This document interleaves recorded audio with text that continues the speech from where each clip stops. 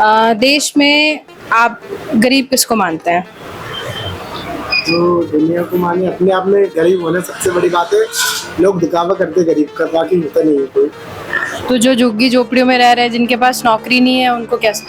उनके ही सबसे ज्यादा पैसे बट रहा होगा ब्याज पे। आपको लगता है वो झुग्गी झोपड़ी में ले रहे हैं? गरीबी के ऊपर क्या बोलूं, अगर देखिए गवर्नमेंट के अपोजिट अपन कुछ बातचीत करते हैं तो अपन उलझते हैं। सरकार दोस्त नहीं है, लोग काम नहीं करना चाहते। मैं आज बोलता हूँ कि अगर मैं कांग्रेस का हूँ तो गवर्नमेंट कांग्रेस का, अगर मैंने बोल दिया कि मैं कांग्रेस का पक्का भक्त हूँ, तो गवर्नमेंट कल ही मेरे घर पे ईडी, इनकम टैक्स, नगर निगम, कलेक्टर वगैरह उनके लोगों को पहुँचा देगी।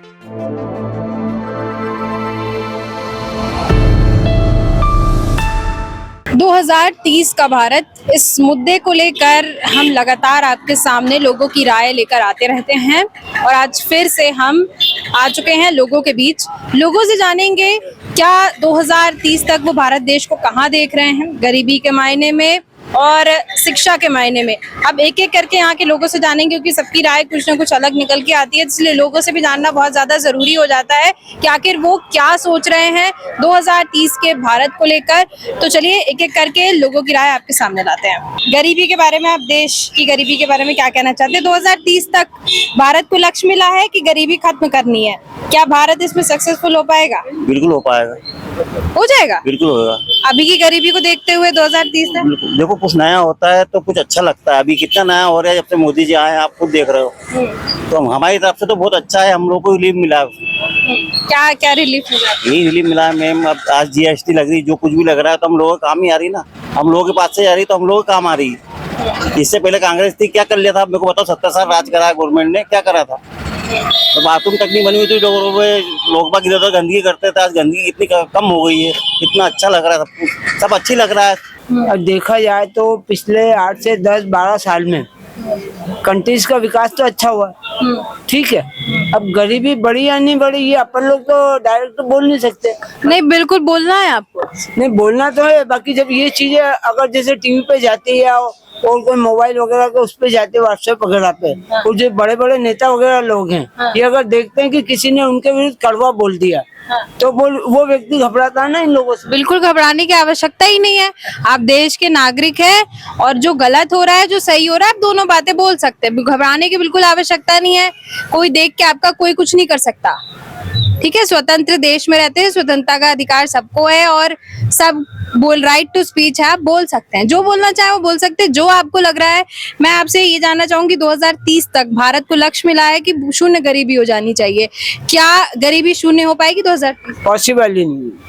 उसके लिए देखिए मैम, सबसे पहले तो जो गवर्नमेंट है उनको अपने जितने भी बड़े बड़े अधिकारी, मंत्री वगैरह हैं, जो ऑफिसर्स वगैरह हैं, CA वगैरह जो भी है, जो अच्छे लोग हैं, समझदार लोग हैं, उनके साथ बैठक करके पूर्व प्लानिंग करके सब कुछ करना पड़ेगा। जैसे एजुकेशन के क्षेत्र में, जॉब वगैरह के क्षेत्र में, छोटे छोटे बच्चे जो आजकल मतलब दूर दराज गाँव से आते हैं, शहरों से आते हैं, कहीं कोटा में, कहीं इंदौर में पढ़ाई लिखाई करने आ रहे हैं, उनके ऊपर कभी गवर्नमेंट ये नहीं देखती कि जो एजुकेशन हब वाले लोग हैं, जो कोचिंग क्लास वाले लोग हैं, वो उनसे कितना पेमेंट ले रहे हैं, किस हिसाब से ले रहे हैं।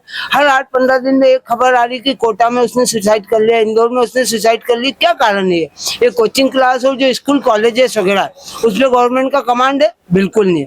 मध्यम वर्गीय लोगों को गवर्नमेंट बोलती, बोले लोन देंगे, कितना किसको क्या लोन मिल रहा है, ये जमीनी हकीकत बिल्कुल डिफरेंट है। अब जैसे गवर्नमेंट बोल रहे 2030 तक शून्य कर देंगे गरीबी को, विकास ऊपर तक पहुंच जाएगा। और देखा जाए तो विकास क्या है, गवर्नमेंट सिर्फ 2 चीजों के पीछे पड़ी है, हिंदू मुसलमान, मंदिर मस्जिद। विकास और डेवलपमेंट के मामले में गवर्नमेंट क्या कर रही है? मैं आज बोलता हूँ कि अगर मैं कांग्रेस का हूँ तो गवर्नमेंट कांग्रेस का, अगर मैंने बोल दिया कि मैं कांग्रेस का पक्का भक्त हूँ, तो गवर्नमेंट कल ही मेरे घर पे ईडी, इनकम टैक्स, नगर निगम, कलेक्टर वगैरह उनके लोगों को पहुंचा देगी कि साहब आपका मकान तो अवैध है, इस जमीन पे इतना बड़ा हुआ, ये तोड़ देंगे, वो फोड़ देंगे। बट वाई क्यों हो रहा है ऐसा? मैं आपसे आपकी शिक्षा जानना चाहूँ, कहाँ तक आपने? I am educated M.Com, but I am shopkeeper. क्यों? क्योंकि गवर्नमेंट पिछले 12-14 साल से बोल रही है, जो क्या बोलते हैं रिजर्वेशन कोटा है, SC और CST वगैरह का। क्या है इन लोगों को कुछ अक्ल है कि किसको क्या मिल रहा है, किसको क्या नहीं मिल रहा है? आज मैं जब कॉलेज से बाहर निकला था, 5 साल तक मैंने रोड पे छोटी सी, रोड पे नाली के बाद छोटी सी दुकान लगा कर मैंने धंधा बिजनेस किया। और अपॉर्चुनिटी ये बोलते मिल रही, क्या मिल रही है? मेरा बेटा बीटेक कर रहा है, उसका 2 महीना बच्चा है, ऊपर रह रहा है। वो बेचारा पिछले 6 महीने से इस टेंशन में है कि पापा बीटेक करने के बाद मेरे को जॉब मिलेगा कि नहीं मिलेगा। मैंने उसको बोल दिया नहीं मिलेगा जॉब। वो बोला क्यों पापा? मैं बोला बेटा 1 लाख लोगों में से 10 लोगों का सिलेक्शन होता है, उसके बाद में 90,900 बच्चे वापस बैक में पहुंच जाते हैं। क्या है ये? जिनके पास झोपड़े नहीं वो गरीब है, जिनके पास झोपड़े हैं वो गरीब नहीं है, जिनके पास घर है वो गरीब नहीं है। मतलब घर होना चाहिए, घर है और नौकरी नहीं है मान लीजिए, फिर नौकरी क्यों नहीं है? जिसके हाथ पैर है उसको नौकरी हर जगह है। लोग तो सरकार को दोषी ठहराते हैं गरीबी होने के। ऐसी कोई बात ही नहीं है, सरकार दोष नहीं है, लोग काम नहीं करना चाहते, सरकार का इसमें कोई दोष नहीं है। जो दुनिया को माने अपने आप में गरीब होना सबसे बड़ी बात है। लोग दिखावा करते गरीब का, बाकी होता नहीं है कोई। तो जो झुग्गी झोपड़ियों में रह रहे हैं जिनके पास नौकरी नहीं है उनको क्या समझे? उनके ही सबसे ज्यादा पैसे बट रहा होगा ब्याज पे। आपको लगता है वो झुग्गी झोपड़ी में ले रहे हैं, मेरा कहने का मतलब ये है। तो मतलब जो झुग्गी झोपड़ी में है उनके पास सबसे ज्यादा पैसा है। हाँ लगता है। ये किस बेसिस पे आप कह रहे हैं? इस बेसिस पे बोल रहा हूँ, आप उनको देखो जो दिन रात भीख मांग रहा है, जो झुग्गी झोपड़ी में रह रहा है। आप रिसेंटली आप विश्वास करो, लोगों के पास इतना पैसा है फिर भी वो भीख मांग रहा है। उनके हाथ पैर सही सलामत है, फिर वो काम क्यों नहीं कर रहा है बताओ? ठीक है, शिक्षा को लेकर लोग कहते हैं कि शिक्षा नहीं है, बेरोजगारी है, इस वजह से गरीबी है। ऐसा तो कुछ भी नहीं है। करो तो सब कुछ है, मेहनत करना पड़ता है जीवन में। कुछ करने के लिए कुछ खोना भी पड़ता है। अगर आप बोलो बेटे बेटे पैसे आए तो कभी नहीं आते। गरीब को गरीब ही कहेंगे ना, जो रास्ते पे सब्जी भाजी ठेला बेच रहे हैं, रिक्शा चला रहे हैं, तो इनको गरीब कहेंगे? गरीब ही हैं हम लोग, तो गरीब में ही आते हैं। तो आपके लिए कुछ हो रहा है, आपके उत्थान के लिए? नहीं, हमारे लिए तो कुछ नहीं हो रहा। कुछ भी नहीं। अभी वो उन्होंने कहा कि मैटर अलग है, मेरा अलग है, मेरी सोच में अलग मैं सोचता हूँ क्या सोचते हैं? कि मुझे नहीं लगता कि इतना कुछ फर्क पड़ा है जो ये बता रहे हैं। तो क्या आखिर कहाँ दिक्कत है, क्या होना चाहिए? 2030 तक भारत को लक्ष्य मिला है कि गरीबी खत्म हो जानी चाहिए। यानी रोजगार में थोड़ा स्पीड बढ़ा है, कहने का मतलब गवर्नमेंट को, ये गरीब लोगों को जिस तरह का रोजगार चाहिए।